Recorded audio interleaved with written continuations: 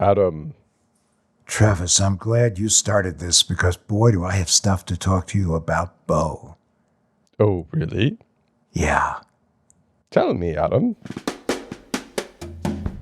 Wait a minute. That voice sounded a little higher than Travis's voice now. No, this is Bo. I'm right here. Hi. If that's Bo, what's the name of your bear? I think it's Kenneth. Oh, right. Cool. I'm so confused. Yeah. Well, last week I said that if you have your personal information out there, you're probably going to get hacked. It's almost as irresistible as the coronavirus, COVID-19, which 2 days later I got. So I guess that's why I sound like this today. Hi, it's Bo. Can we call it Bovid? Bovid COVID, yes.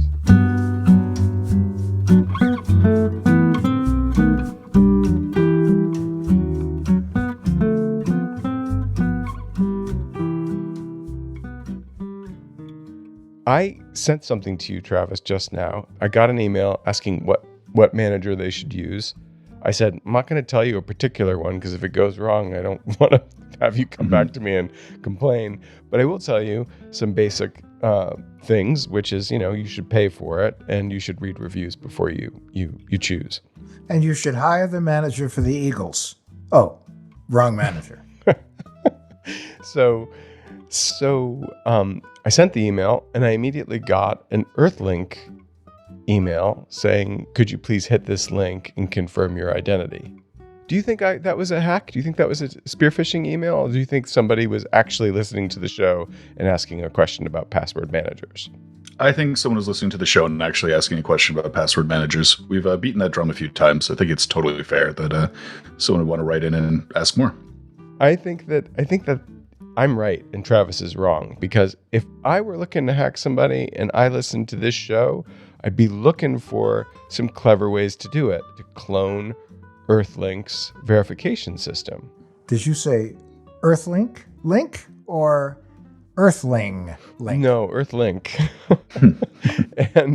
and that to me seems like a clever way to do it. Yeah, but the link in there went to an actual earthlink.net link. It wasn't a spoofed link or anything like that. And Earthlink, as part of its services, does have a spam protection thing that will block incoming or unrecognized email addresses. All right, I might have COVID, but on your feet, buddy. Yeah. Did you check that URL to see that there were no Russian alphabetic, Cyrillic letters in there? I did. You did? Mm-hmm. I don't believe you. And there was Yiddish. Oh, my God. And then the other question is, it would be if there were a Cyrillic character in there. What do you call that? Type squat? URL typo squatting? Or how do you do that? What do you call that? Typo squatting is a good name for it. Kind of typo squatting. Yeah. So if there had been, wouldn't it be pretty easy for the link to go to a site that looked like Earthlink? You could, but I think one of the things, especially if you're looking at a message on Gmail, the font that they use makes it look a lot more apparent. I think it's a Arial font by default. And so if you have something like a Cyrillic character replacing something, or if you are using zeros instead of O's, that font usually makes it pretty easy to confirm. Also, if you mouse over the link, it'll tell you whether the destination is. So if you get something in your email, you can say like, this is CNN.com, and it's actually going to I'm going to hack you.ru or something. Wait, Travis, do that again. This is CNN.com.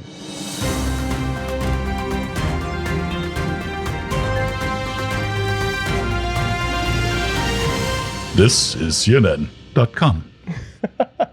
I think we're going to lose Travis. They're going to want his voice. And why are we talking about like mice and Cyrillic pottery? What does that have to do with? Okay, so Cyrillic alphabet is the alphabet that a lot of languages are in Eastern Europe are written in, and they are often used for typo squatting on URLs, which just means that they'll take a Russian character, what we would call a Russian character, Cyrillic character, and that looks just like an English one, and replace it in a URL. So does that mean since Putin is a Russian character, we could get him replaced too? Yeah. No disputing that Putin. I got nothing for that one. All right. I mean, that was pretty terrible, actually. Welcome to What the Hack, the show about hackers, scammers, and the people they go after. I'm Adam, Cyber Starman. I'm Bo, Cyber Horse. And I'm Travis, Cyber Sidekick. And today we're talking with one of America's top consumer experts. He's a contributing editor at checkbook.org and host of the podcast Consumerpedia. Please welcome television broadcaster and personality, the one, the only ConsumerMan. Herb Weisbaum.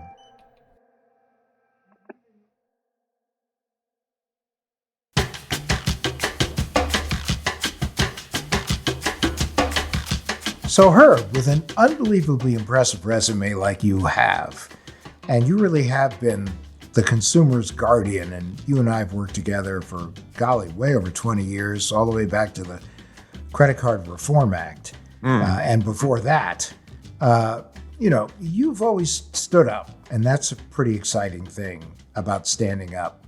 So the question is, how did you get into this business? How did you want to become the voice of the consumer? Was there something in your life, some mysterious part of your past that I don't know about, that brought you to where we are today?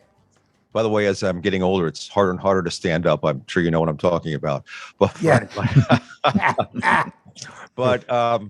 People ask me that, and I always tell this story. It's not necessarily the reason, but it's one of the things that I just look back on. When I was a teenager in King of Prussia, Pennsylvania, and I was driving home from visiting my girlfriend, my old car broke down. It was a Plymouth. They ran out of names, so they called it a Plymouth. Do you recall that model? It was the first car with a push button on the dashboard instead of a stick or automatic. You had to push buttons on the dashboard. I remember that. What year was the Plymouth?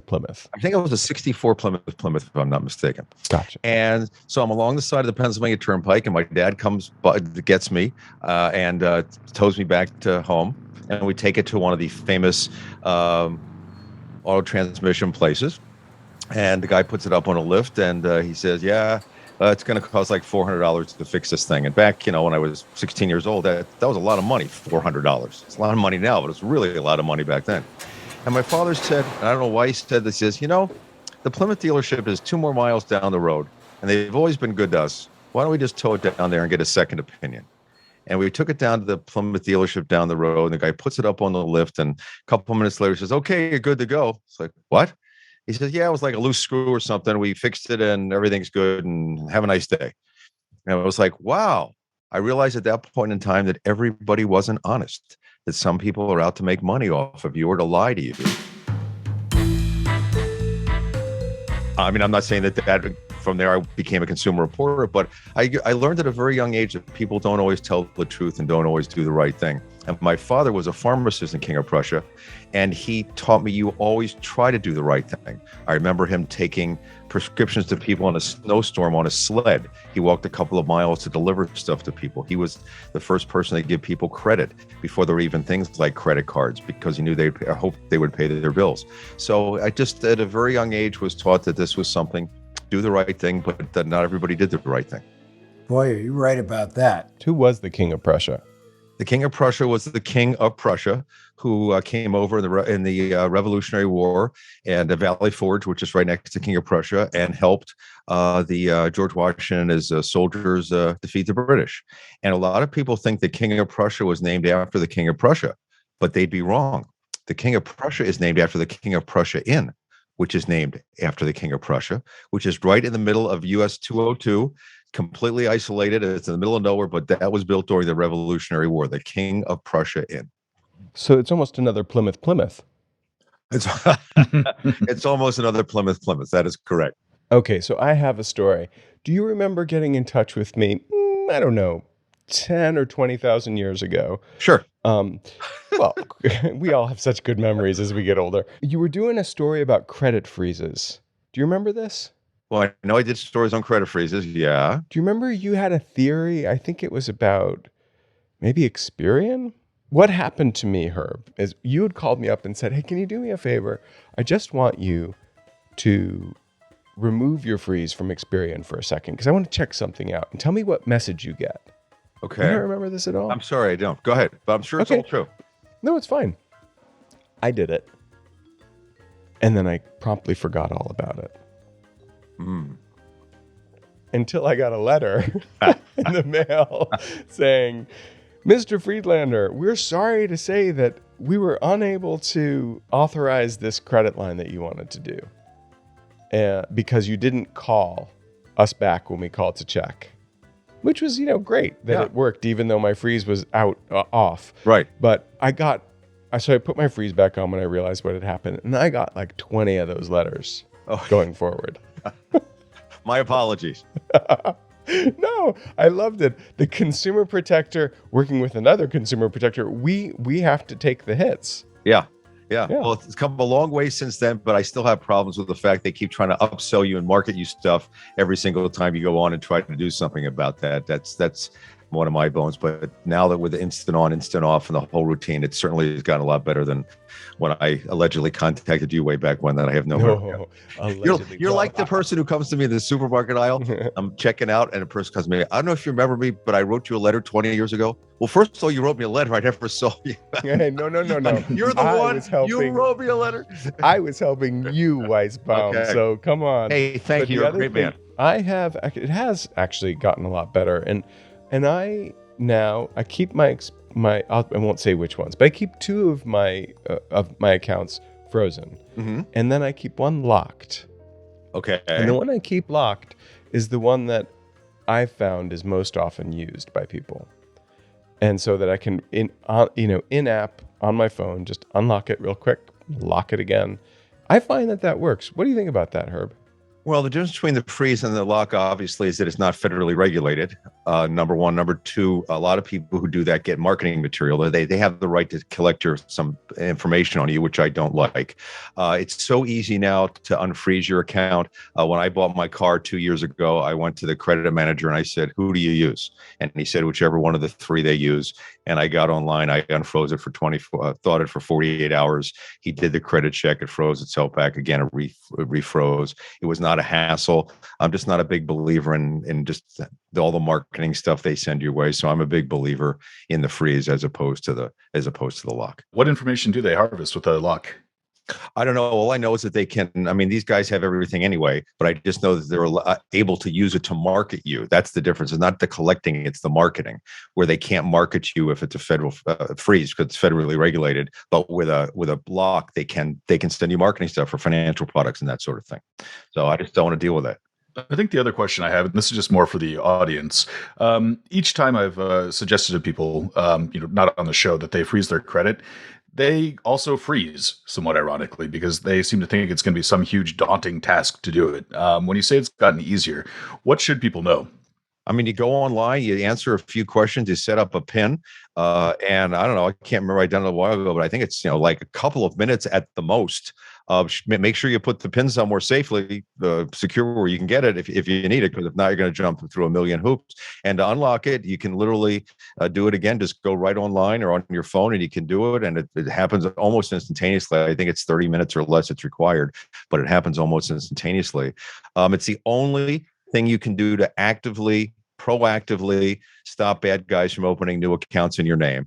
Everything else, all the credit monitoring, all the other stuff you pay for, is all the horse is already out of the barn. This is the one thing that can keep the horse in the barn from getting out. And I had a situation a couple of years ago where my wife had a credit union account. I wanted to put my name on the account, and I forgot that I had a freeze on all my credit reports. And she called from the bank. She says, "They're telling me they can't put you on. We have a freeze." It's like, right. Yes, it did exactly what it was supposed to do, because if I'd been a bad guy trying to get on that account, it would have blocked me from doing it. I had no need to be on the account. Really, I didn't bother with it, but it actually worked in real time, in real life. It did what it was supposed to do if I had been a bad guy trying to get on my account. It's easy, it's free. It doesn't affect anything with your other creditors. It doesn't affect your credit score, another big myth.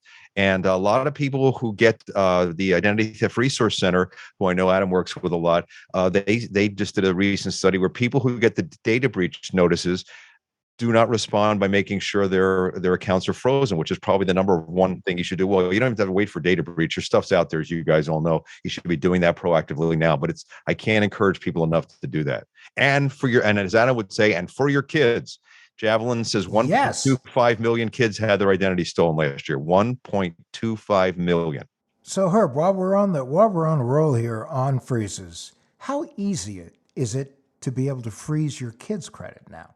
I haven't done it because I have no kids, but it takes a little bit more hoops to jump through. You have to prove, first of all, who you are, and then you have to prove that you're their parent or the guardian. It's just a little bit more paperwork, but I know a lot of parents who have done it, and it wasn't that big a deal, and it's certainly something that you could really do to protect your kids. I mean, I can't imagine if your kid decides gets old enough to get a credit card or a student loan, all of a sudden everything is blocked and stopped because you've had all these credit cards and run up all these bills and are delinquent and have defaults and all this kind of thing, and your kid never had any of that kind of stuff because some bad guy created a synthetic identity and is playing your kid. I mean, this is the one really financial thing you can do to protect your kid.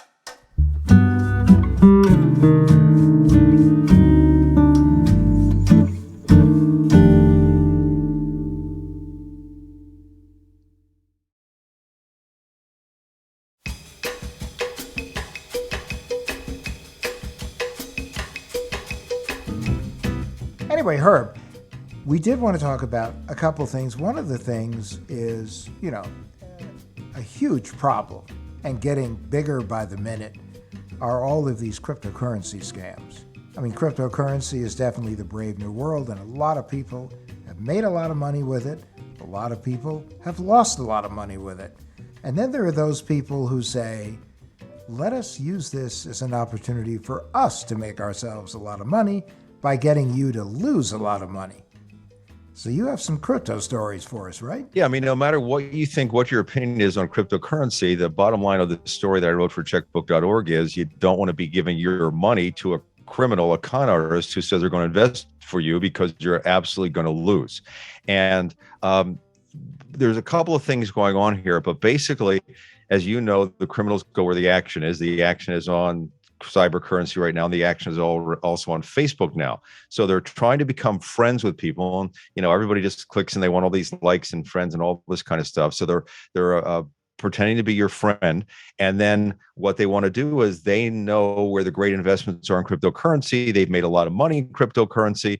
In some cases, they'll show you bogus screenshots or text you information about how wonderful the investment is and how much money they'll make, and they want you to get in on the action. In the story, I actually have a text that somebody who lost money to a cryptocurrency scam sent me, and they sent the Better Business Bureau, which provided it to me. And I mean, the claims are outrageous.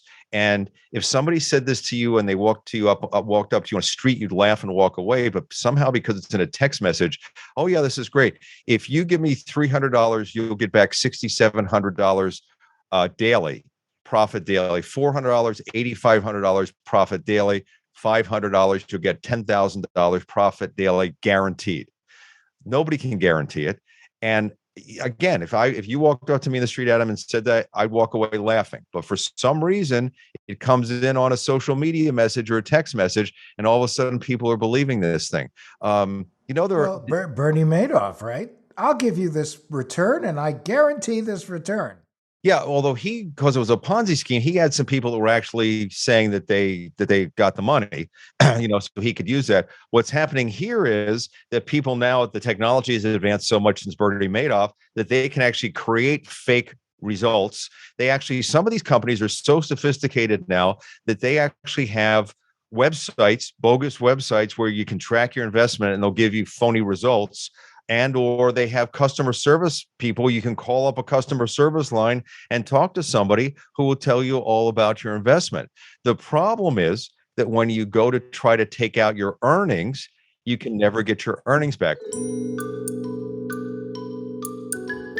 I spoke to a guy in Massachusetts. He lost $50,000.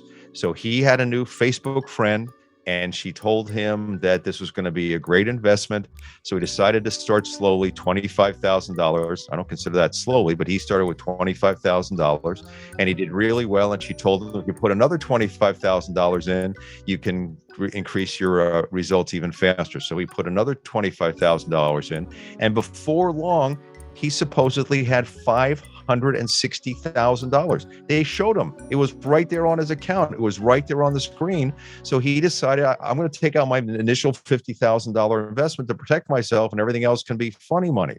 They gave him the runaround for a couple of weeks, and then they told him that he'd have to withdraw the entire amount if he wanted to get his money back, and he would have to pay an overseas handling fee of $28,000. Couldn't take his earnings and use that for the fee. This had to be fresh money. He had to put, and that's what they always do. You can't take it out of what you made. You got to give us fresh money, another way to steal even more money for you. So he realizes that he was dealing with a con artist. He filed complaints with the police in Hong Kong, where they were based, the FBI, the BBB, but he realizes that he's never going to see his money again, and said people need to be really skeptical of a new Facebook friend or someone who encourages you to do this. One thing that stuck up to me when you were talking is, there's a term I'd never heard before, and if someone used it in about an investment, I would stop in my tracks, which is fresh money. Mm-hmm. I've never heard that phrase before, but I'm definitely not going to offer any. Right. And I don't know that anybody ever uses that term, but what they tell them is they've got to, it is, what the bottom line is, you have all this money. I can't take my fees out of that money. I mean, it's like, no, it makes no sense. It makes no sense whatsoever. But of course, by that point, they got your money, and they're gone, and you're never going to see your money again. The other thing is that what they're now doing is, and this is a great use of con artist skills, they're combining the romance scam with the crypto scam. So in the old days, when we first started reporting on romance scams, you fell in love with someone online, which I to this day don't know how that ever happens, but that happens all the time. So you fall in love with this person, and it used to be that they gave you a sob story. I'm sick. I need some money. I'm overseas. I need to get back. My daughter has an operation. Could you please, whatever it is, and you had to give them money. Now they're pretending to be a brilliant crypto investor. So, they're the financial whiz, and I'm making all this money, and I can't wait to see you. And because I'm doing so well, you should be able to. So when I see you have even more money, you should be able to cash in on this as well. Let me share with you what I'm doing. So now you're giving your love interest your money, and they're crypto scamming you, as opposed to having to give you a sob story in order to get the money. That's just happened in the last year or so. It's a really, really serious one. It's really taken off. So any of your quote unquote love interests who you met on social media that tries to get you invest in crypto scams, cryptocurrency, man, oh man, run away. Adam, that was Amanda. Yes. That happened to a previous guest on our podcast. Amanda had Italian. We called him, what did we call him? Lira Crypto? Yeah, Lira Crypto. Yeah. And he sent along images to the person we had on the show of Italian wine, just to let her know that he was in fact from Italy. It was and very rich. Yeah, it was a nice touch.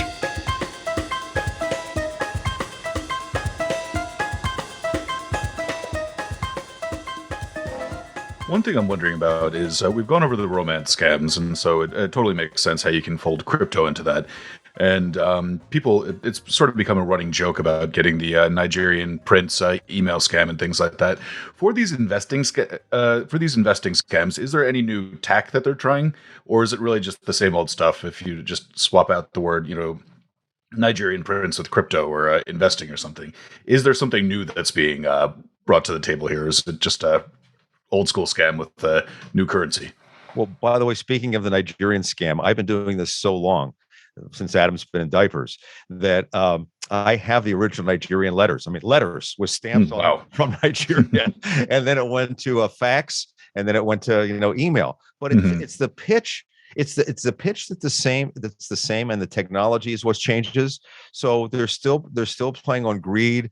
They're still playing on gullibility. They're still playing on get rich quick. All that kind of stuff. Even the technology has changed. It actually just helps them make the scam seem more legitimate. They can use these bogus screenshots. They can have bogus websites. They can friend you where you don't stop and think that anybody can become a friend. They can use the stuff you put out on your Facebook account to become the person who wants to become your love interest, where before it would be a lot harder to figure all that kind of stuff out. So it's just that the technology has made it easier for them to figure out how to specifically target you and to let your guard down, and then to convince you that the scam is legitimate. Where in the old days it was a lot harder to do that. I mean, a letter that says I have all the gold that Saddam Hussein left behind is a lot harder than if you had today and you had a screenshot that showed the gold and you found it and somebody tested, that kind of thing. It's the same appeal that is going on. It's just the technology makes it so much easier to target people and convince people that I don't know why. And it's just studies have shown this. People believe something digitally that they'd laugh at if somebody gave it to them in the linear world or the non-digital world. If somebody said this to you and walked up to you on the street and says, "Hi, I have this bag of money. It's got $1,000 in it. Would you give me $2,000 or whatever?" You'd laugh. You'd walk away. Get away from me, you idiot. All right, but now, I have three observations. The first is when I was in diapers, I actually was writing Nigerian scam letters because that's how I learned originally how to write. And I'm wearing diapers right now. That's true. and then that's the great thing about life. It's all a circle. We start with diapers, we end with diapers. But now I think the cryptocurrency scam is a little different than Nigerian scam because Me the too. Nigerian Sure, it's based on Nigerian fact. scam, yeah, it was about you were an heir to something that you weren't, or that they were trying to. But with cryptocurrency, I mean, people see regular people. This is like when we went through the meme stock craze. Is regular people were like diving into stocks and they were going crazy and people were making a fortune. Well, in this case, real people are becoming millionaires and billionaires on this. But that being said, a scam is a scam is a scam. Mhm. So, But there is the FOMO. The FOMO thing is real. And yeah, the Nigerian scam also, you could see the angle. Even if it wasn't like you're an heir to this or that, it was like you could see like, oh my gosh, if I do this, the tax hit is going to be so extreme that I lose no matter what. No matter what the angle was, you couldn't win. no, but you're thinking about taxes. A lot of people go, well, if I could work a deal with the Nigerian prince, maybe I could move the. Yeah, money to a those country." people were trying to be culpable as well. I mean, they were actually trying to do a scam, so that you had to get people who were willing to commit a scam in order to do this kind of thing. Right. Okay, but past that, outside of assuming everybody's trying to scam you, Yeah. and checking if these sites and companies are actually official. What can people do to not get scammed about this? Only work with a licensed and registered securities broker, somebody locally in your state. Nobody's got the inside scoop. Nobody's got the inside deal. Nobody can get you more money than anybody else. If you want to take the risk with crypto, then go to somebody who's licensed and registered to do this. Somebody you know where they are, where they can find you, where you can find them, and who's reputable. Doesn't mean your cryptocurrency investment is going to go up, but it at least means you're not going to get ripped off by the person who's taking your money. I think that's the best advice. And maybe start slowly, see how it goes, and don't put your entire life savings into anything, and don't put any money to crypto you can't afford to lose. Crypto is certainly a high risk investment, even if you're dealing with legitimate people. But that would be the best advice. But Well, it's like going to Vegas, right? yeah, only what you can afford to lose. But Right. but if you deal with a con artist, you're going to lose everything, and that's the difference. If you invest with a legitimate broker, somebody who can handle these investments, you might make some money if the market does well. If you deal with a con artist, you're guaranteed to lose. It's like the slot machine never pays out, and you don't get stuck in that situation. Do you think there's a knowledge gap though with more established securities brokers? I think one thing that might end up being presenting sort of a challenge there is that if I were to look up the people in my area who are verified, who are licensed, that I would feel more secure giving my currency to, I might just ask them about cryptocurrency. They might just look at me like they have absolutely no idea what I'm talking about. 100%. And the other thing is that there are cryptocurrencies are like little businesses. So each one has a team that's working on it and that's pushing it and marketing it and driving it. And so there are insiders. You just, they have a certain smell to them. And the line between hucksterism and these new cryptocurrencies is also sometimes really fuzzy. So I'm with Herb. If you want to invest in crypto, stick with the really, really proven cryptocurrencies. And you can do that by going to Coinbase, I think is a pretty good place to start. Right. Coinbase doesn't let you buy ones that aren't proven. Things can happen in the digital world, as you guys know. I mean, your podcast is called "What the Hack." That everybody thinks it's because of the blockchain and the whole routine. It's perfectly safe. I mean, there have been hacks of the companies legitimate companies who sold the crypto, like hundreds of millions of dollars. That can't, because this is a totally unregulated world, and I think this SEC and some other government agencies are going to try to do some kind of protection to people on our end. That you could be wiped out in that. And also, there's a case you probably know, the guy who's got his digital wallet, and you get 10 tries to get the password. He's on number 9, and if he doesn't guess it on number 10, he's going to lose $250 million. Bye. I mean, that just hasta la vista, that baby. just doesn't happen with the in the real world of other investing, or the world of other investments. I mean, it's totally the Wild West with all the risks that are totally inherent in the whole thing, and people just have to realize that. It is sort of funny with decentralized finance platforms, which are DeFi, the ones that keep on getting hacked. There's just about every day, if not every week, a headline there about 100 million, 200 million just sort of vanishing there. And the thing that the proponents for DeFi say is, we don't have all that legal red tape that banks do. And that sounds appealing until your money goes away. Right. No one wants regulation until the regulation helps you. Right. Yeah. Exactly. Yeah. I think Herb really hit on the FOMO thing, which is true for every single scam I can think of. Not every single scam, that's not true. But FOMO is a great motivator for people. Mm-hmm. And whether it's a cryptocurrency or, act now and you'll get a free vacuum cleaner, whatever the lure is, there's a big old hungry dumb fish on the other end. And in my career, I've talked to hundreds and hundreds of scam victims, and they almost always say the same thing at the end. How could they do this to me? How could they steal my life savings? How could they, I'm a senior and I'm only living on Social Security, and they took all my money. How could they do this kind of thing? And the answer is really obvious. They don't have a conscience. And I can tell you that because I talked to one guy once. This guy was arrested in a boiler room sting. He took in personally over $1 million over his career with this boiler room. And he was about to be sentenced, and he agreed to talk to me here in Seattle because he was hoping the judge would go lighter on him because he cooperated to tell how the scam worked. And I asked him point blank, how do you sleep at night? First of all, I said, what do you do with all the money you made? And it was like, it went to drugs, it went up my nose, we got the most expensive bottles of wine and champagne and sports cars and steak dinners. And, it went out as fast as it came in. And then I said, how do you sleep at night? I mean, you're stealing money, life savings from people. And he said, man, I sleep just fine. He says, my job is to steal your money, and your job is to not fall for the con. And if you're too stupid to give me your money, that's your problem, not mine. That's where they're coming from. These guys have no conscience whatsoever. You cannot rely on the fact that somebody won't hurt you. You have to count on the fact that there are people out there, predators, sharks, who will hurt you and do just fine going to sleep that night and then doing it to somebody else the next day. And that is a reality check that everybody needs to realize. It reminds me a little bit of the TV series Mad Men. Not sure if anyone here has watched that, but at one point someone asked the main character, Don Draper, how do you sleep at night? A bed made of money.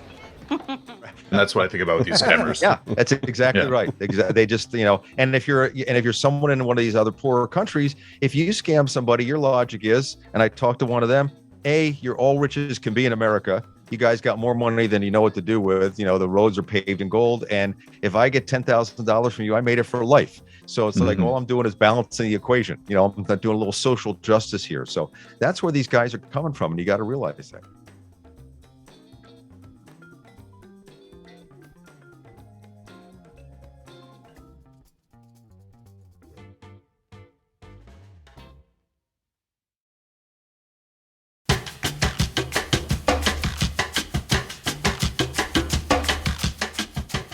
To finish up, a lot of the people who are crypto scam victims told me they got the tip from a friend, like a real friend, like somebody they recognize.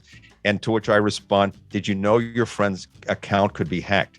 It could not be your friend on Facebook. It could be the criminal who hacked your friend's Facebook account that is telling you this kind of stuff.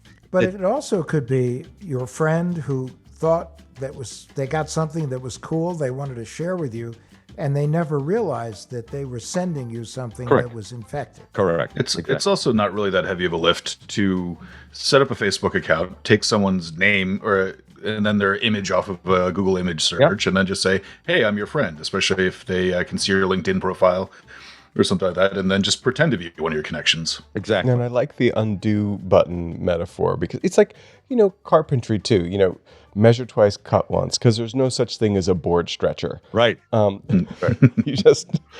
These things are permanent once you do them. Yep. Or they're, at least if they're not permanent, they're really annoying. Yeah. See, Herb, and when Bo talks about carpentry and everything, we're talking about Grizzly Dan now. Yeah. I mean, this is a man who moved to the country, befriended Kenneth the Bear, and now pretty much does everything himself. The only thing he hasn't gone out is gone and shoot dinner because he doesn't believe in shooting things. No, I just tackle it and gnaw on its leg. But I see. but you failed to mention, Adam, that I also have befriended Kenneth the Bear. We've named him. And I take him around lovingly in the bucket of my tractor all over the property. And he just likes to sit there with a cocktail and look at things. He's a cute bear. Well, Bo, I went to Syracuse, and they have a forestry school there. You look like all the kids who are in forestry school. I do. I resemble that comment. Yeah. He's so rustic, he has wood burning COVID. Herb, this has been awesome. Thank you. It was really Awesome. fun. Thank you so much. And thrilled to have had you on the show. Want to get you back again. Heaven knows you have a true inventory of great stories to share, and we appreciate you coming on today and sharing. And if I might just say, if folks go to my website, ConsumerMan.com, which I know you go to all the time, Adam, there's a thing at the top where you can sign up for my weekly newsletter. You get all my checkbook stories. You get the links to the Consumerpedia podcast. The only one who sees that list besides me is Sam, my dog. I don't rent it, share it, sell it, give it to anybody. So you'll get a little newsletter from me every week with all the stuff going on in the consumer world. Oh, see, I thought when you said Sam, it was Uncle Sam. But okay, No, Sam, my dog. We don't like to share with Uncle Sam. Absolutely not. Take care.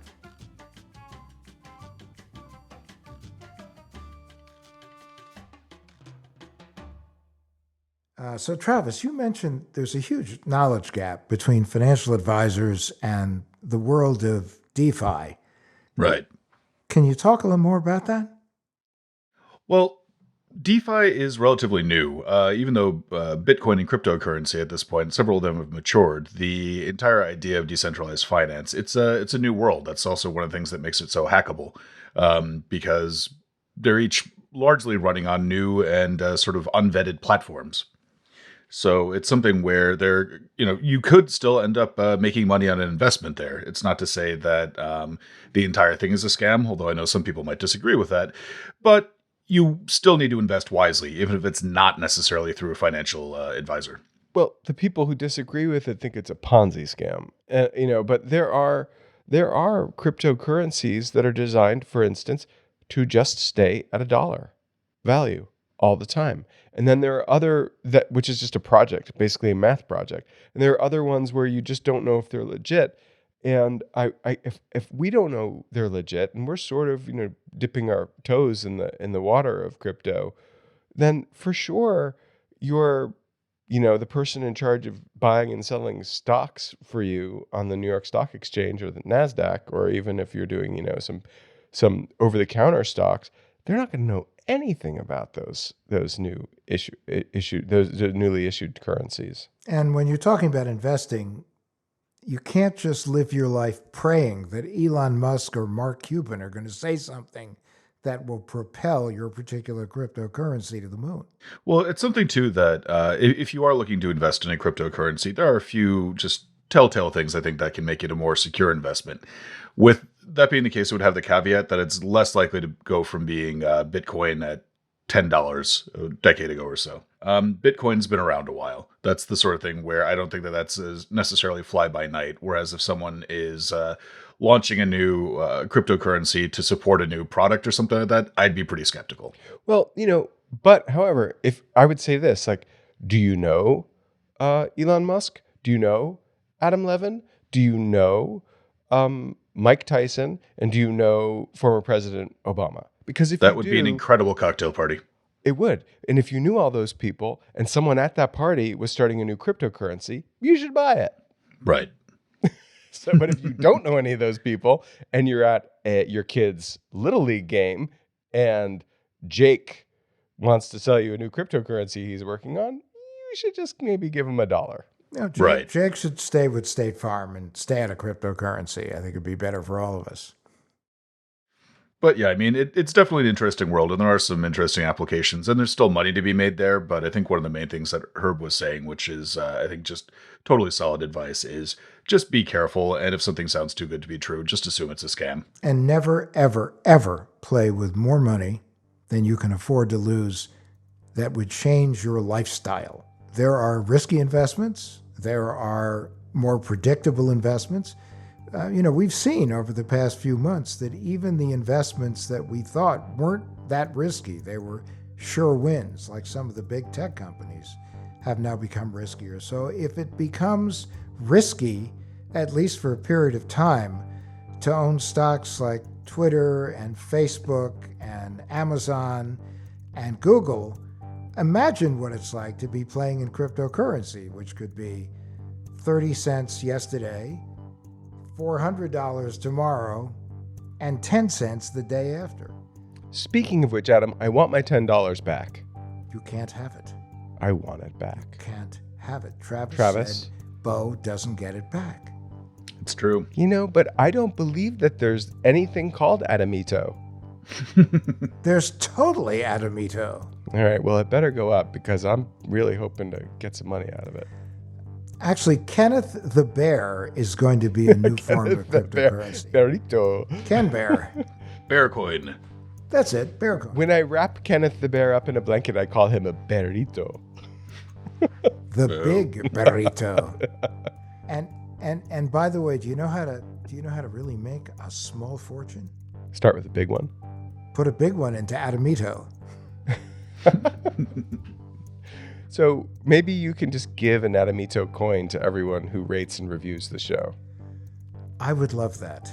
Okay. And in You'll fact, do it? if you will rate and review the show and give us 5 stars and then send us a note going, "It was me," then we will send you an Adamito coin. Oh my gosh. And that means that my $10 in Adamito might still be worth $10. It'll be worth at least 1,000 Adamitos. Right. Adamitos. The big question, you'll know we've made it big when you can buy Doritos with Adamitos.